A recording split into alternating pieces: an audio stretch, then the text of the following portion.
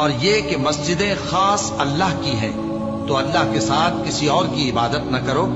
اور جب اللہ کے بندے یعنی یہ پیغمبر صلی اللہ علیہ وآلہ وسلم اس کی عبادت کو کھڑے ہوئے تو کافر ان کے گرد ہجوم کر لینے کو تھے۔ اے نبی صلی اللہ علیہ وآلہ وسلم، کہہ دو کہ میں تو اپنے پروردگار ہی کی عبادت کرتا ہوں اور کسی کو اس کا شریک نہیں بناتا۔ یہ بھی کہہ دو کہ میں تمہارے لیے نہ کسی نقصان کا اور نہ نفع کا کچھ اختیار رکھتا ہوں۔ یہ بھی کہہ دو کہ اللہ کے عذاب سے مجھے کوئی پناہ نہیں دے سکتا اور میں اس کے سوا کوئی جائے پناہ نہیں پاؤں گا۔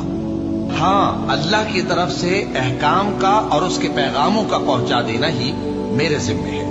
اور جو شخص اللہ اور اس کے پیغمبر کی نافرمانی کرے گا تو ایسوں کے لیے جہنم کی آگ ہے، وہ ہمیشہ ہمیشہ اس میں رہیں گے، یہاں تک کہ جب یہ لوگ وہ دن دیکھ لیں گے جس کا ان سے وعدہ کیا جاتا ہے، تب ان کو معلوم ہو جائے گا کہ مددگار کس کے کمزور ہیں اور شمار کن کا تھوڑا ہے۔